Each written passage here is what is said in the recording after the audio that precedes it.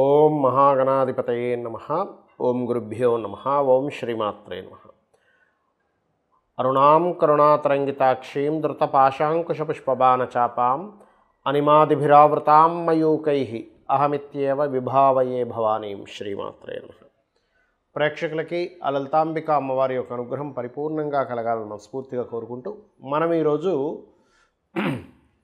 ఈ యొక్క మాసంలో అంటే ఈ యొక్క సెప్టెంబర్ మాసంలో 17వ తేదీ నుంచి రవి కన్యారాశిలోకి, అలాగే బుధుడు 14వ తేదీ నుంచి అక్కడికి మారి రవి బుధుల యొక్క కలయిక 17వ తేదీ నుంచి ఒక నెల రోజుల పాటు, అంటే దాదాపుగా ఒక 25 రోజుల పాటు అయితే ఖచ్చితంగా ఉంటుంది అక్కడ కలయిక. ఈ కలయిక మూలంగా ఎటువంటి ఫలితాలు వస్తాయి? 3వ తేదీకి సంథింగ్ బుధుడు మారిపోతున్నాడు. నెక్స్ట్ మంత్ 17వ వరకు కూడా 16వ తేదీ వరకు కూడా రవి అక్కడే ఉంటాడు కన్యారాశిలో. వీటి మూలంగా కలిగేటువంటి ఫలితములు ఏమిటి? ఈ బుధాదిత్య యోగం గోచారంలో కలిగినప్పుడు గోచార బలం ఏ ఏ లగ్నాల వారికి ఏ రకంగా కలుగుతుంది? మరియు చాలామంది అనుకుంటుంటారు, ఏమండి మాకు పలానా యోగం ఉంది, గజకేసరి యోగం ఉంది, బుధాదిత్య యోగం ఉంది, లేనట్లయితే హంస యోగం ఉంది, పంచమహాపురుష యోగాలు, అద్భుతమైన యోగాలు ఉన్నాయన్నారు. అసలు ఇవి ఎందుకు ఎప్పుడు పనిచేస్తాయి? ఇవి ఉన్నా కూడా ఫ్రూట్ఫుల్ అవ్వకపోవడానికి కారణం ఏంటి? ఫ్రూట్ఫుల్ అవ్వాలంటే ఏం చేసుకోవాలనేటువంటి అంశాలు కూడా నేను చెప్తాను. వీడియో పూర్తిగా వినండి. అయితే ఈ విషయాలు చెప్తుంది నేనైనప్పటికీ కూడా చెప్పిస్తుంది సాక్షాత్ లలిత అమ్మవారిగా భావిస్తూ ఒక్కొక్క లగ్నం గురించి, లగ్నం తెలియని వారి రాశి నుంచి తెలుసుకుందాం. కర్కాటకం వారికి కనుక చూసుకున్నట్లయితే 3వ స్థానంలో బుధాదిత్య యోగం. ఇది ప్రత్యేకంగా మీకు చూడండి, ఒక్కోసారి మనం వ్యాపార సంబంధించినటువంటి విషయంలో రుణం అవసరం పడుతుంది. లేదా ఏదైనా ఒక అగ్రిమెంట్ చేసుకోవడానికి చాలా బాగుంటుంది ఆ కాంబినేషన్ చెప్పాలంటే మూడ్లో ఉన్నప్పుడు. కాకపోతే ఇక్కడ పాపకత్తెరలో ఉంది కాబట్టి మీరు ఎవరికైతే మనీ ఇస్తారు, ఇప్పుడు అగ్రిమెంట్ చేసుకోవడం అంటే ఏంటి? ఎవరికైనా ధనం ఇవ్వడం కానీ, లేకపోతే ఎవరి దగ్గర నుంచి అయినా డబ్బులు తీసుకోవడం కానీ అడ్వాన్స్ రూపంలో, అప్పుడు అగ్రిమెంట్ రాసుకుంటాం, ఇన్ని రోజుల్లో మీరు మాకు డబ్బులు ఇవ్వాలి, లేకపోతే మీరు ఇన్ని రోజుల్లో వాళ్ళకి ధనాన్ని ఇస్తారని. ఎందుకంటే 2లో కేతు ఉన్నప్పుడు గోచారంలో, ముఖ్యంగా 2లో కేతు ఉంటూ 4వ స్థానంలో కుజుడు ఉన్నందుకు, కుజుడు 4లో ఉన్నాడు, భూమికి కారకుడు, 4th హౌస్ అసెట్స్ కారక స్థానం. అసెట్ స్థానంలో ఎప్పుడైతే కుజుడు ఉన్నాడో, 2లో కేతు ఉన్నాడో, ఇది ఇచ్చేటువంటి రిజల్ట్ ఏమిటి అని చెప్పి చూసుకున్నట్లయితే, ఇది పర్టికులర్గా మీకు ఏదైనా ప్రాపర్టీకి ధనం ఇచ్చేటువంటి విషయంలో చాలా జాగ్రత్తగా ఉండాలని చెప్తుంది. ఎందుకంటే 3లో రవి బుధులు ఉన్నందుకు ఒక మంచి అగ్రిమెంట్ రావడానికి వీటన్నిటికీ ప్లానింగ్ వేసినట్టుగా ఉంటాయండి గ్రహాలన్నీ కూడా. అదొక ప్లానింగ్లో తీసుకెళ్తుంటాయి మనల్ని. అలా ఉన్నప్పుడు ఏమవుతుంటుందంటే పర్టికులర్గా ఈ కాంబినేషన్ ఏదైతే ఉందో ఇది మీకు ఇచ్చేటువంటి రిజల్ట్స్లో బుధుడు, రవి, ఈ కుజకేతువుల యొక్క సంబంధము మూలంగా ఇది ఇటువంటి ఫలితాలను ఇస్తూ ఉంటుంది, గుర్తుపెట్టుకోండి.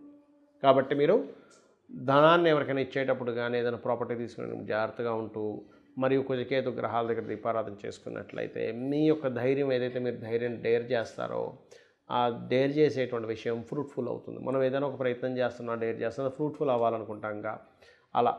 అయితే ఇక్కడ ఎవరికైనా రుణాలు ఇచ్చేటప్పుడు లేదా కాంపిటీషన్ రిలేటెడ్ వాటిల్లో సక్సెస్ అవ్వడం, స్పోర్ట్స్ రంగాల్లోని కాంపిటీషన్, శత్రువుపై జయము, ఇటువంటివి కూడా ఇస్తుంది 3లో ఉండేటువంటి బుధాదిత్య యోగము, గుర్తుపెట్టుకోండి. అయితే మీరు ఏ రూపాయి ఖర్చు పెట్టినా, రూపాయి తీసుకుంటున్నా, రూపాయి ఇస్తున్నా కూడా ఖచ్చితంగా గణపతిని తలుచుకొని ఇవ్వండి. ఏదైనా భూ సంబంధించినవి ప్రారంభించేటప్పుడు సుబ్రహ్మణ్యేశ్వర స్వామిని, వారాహి అమ్మవారిని ఆరాధన చేయండి, అన్ని విధాలా బాగుంటుంది.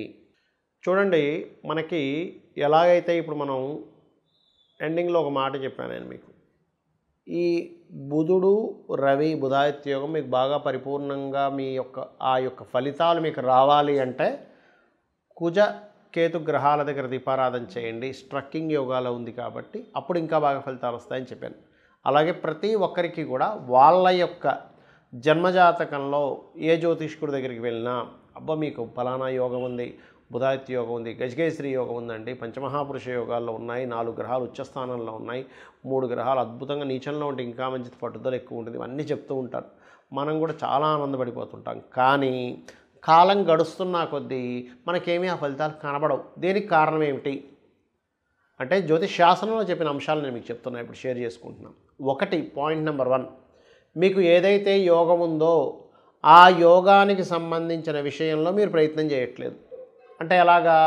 గురుకర్మ యోగం ఉందనుకోండి మీ జన్మజాతకంలో, అంటే టీచింగ్ రిలేటెడ్ దాంట్లో ప్రయత్నం చేయకుండా హోటల్ పెట్టుకోవడము, లేకపోతే ఇంకోటి ఏదో చేయడమో చేస్తుంటారు. కొంతమందికి లా యోగం ఉంటుంది, అంటే లాయర్ల పరంగా కొంతమంది చూడండి, జట్మలాని ఇలాంటి వాళ్ళందరూ కూడా కొన్ని లక్షల కోట్లు తీసుకుని ఉంటారు లా ఫీల్డ్లో.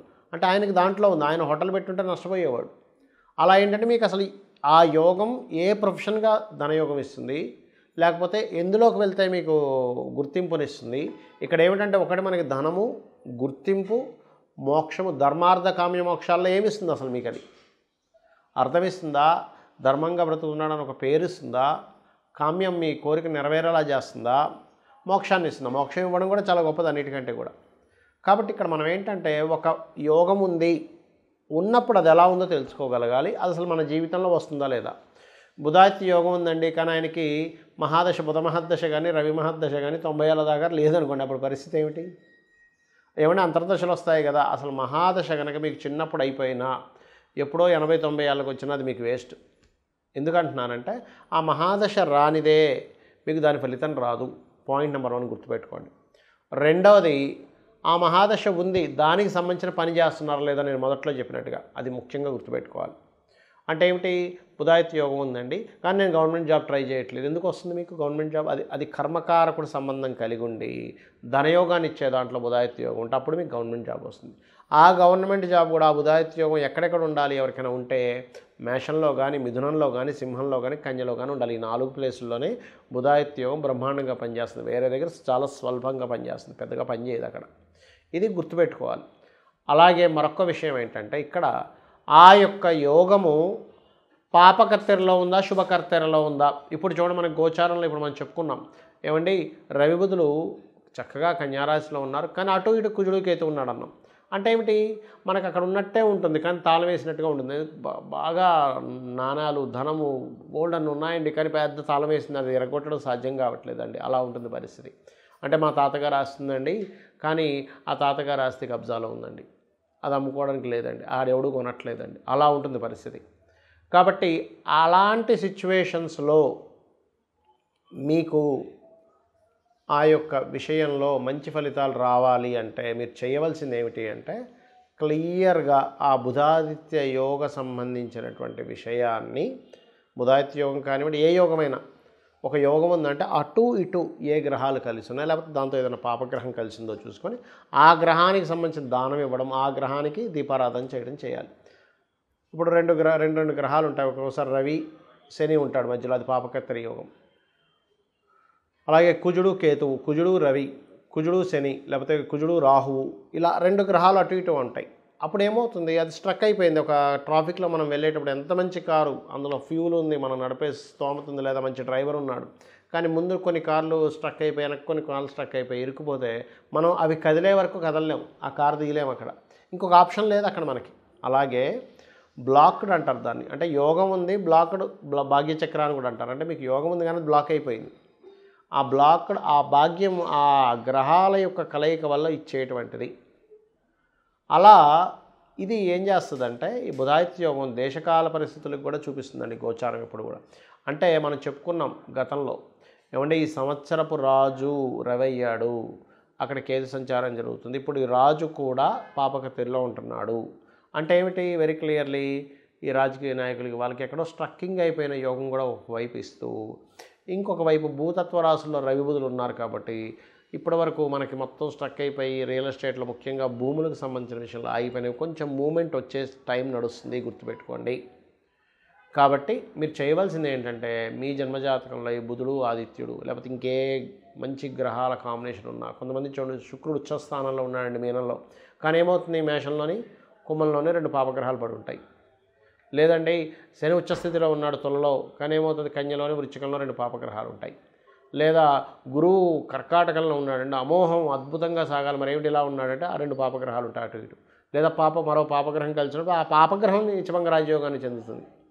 ఎలా అంటే కుజుడు ఉన్నాడు కర్కాటకంలో, గురువు పాడవుతాడు, కుజుడేమో మంచి స్థితికి వెళ్తాడు.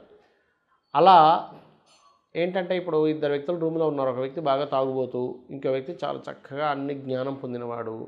జ్ఞానం ఉన్నటువంటి వ్యక్తి దగ్గర ఈ తాగుబోతు కొంత జ్ఞానాన్ని పొందుతాడు. ఈ అంటే నా ఉద్దేశం ఏంటంటే వ్యసన పరులు బాగా ఎప్పుడో ఒకసారి తీసుకునే వాళ్ళ సంగతి నేను మాట్లాడటం. నిత్యము తీసుకొని వాళ్ళ ఆరోగ్యాన్ని పాడు చేసుకుంటూ పక్క వాళ్ళ ఆరోగ్యాన్ని పాడు చేసే వాళ్ళ గురించి మాట్లాడుతున్నాను నేను. అలా ఉన్నప్పుడు ఏమవుతుంటుంది, ఆ యొక్క వ్యసనం సంబంధించిన వీళ్ళకి కూడా కొంత అలవాటు అవ్వచ్చు. దాన్నే సాంగత్య దోషము అంటారు. ఈ సాంగత్య దోషం మనుషులకి పనిచేస్తుంది, గ్రహాలకి పనిచేస్తుంది. కాబట్టి ఇక్కడ మీరు గ్రహము ఏదైనా ఒక మంచి రిజల్ట్ ఇవ్వాలి అంటే మీరు అది ఏ గ్రహాలతో కలిసి ఉందో చూసుకోండి. అది ఒక్కొక్కసారి నీచభంగ రాజయోగాన్ని ఇస్తుంది. ఎలా అంటే ఒక అజ్ఞానం లేని వ్యక్తికి ఒక అజ్ఞానికి జ్ఞాని తోడైతే ఆ అజ్ఞాని కూడా జ్ఞానిగా మారినట్టే నీచపడ్డ గ్రహం కూడా ఒక ఉచ్చగ్రహంతో ఉంటే దాన్నే నీచభంగ రాజయోగము అంటారు. సో ఇది మీకుండేటువంటి గ్రహాల యొక్క కాంబినేషన్ క్లియర్గా అబ్జర్వ్ చేసుకొని ఆ రకంగా చేసుకోండి. అన్ని విధాలు బాగుంటుంది. శ్రీమాత్రే నమః.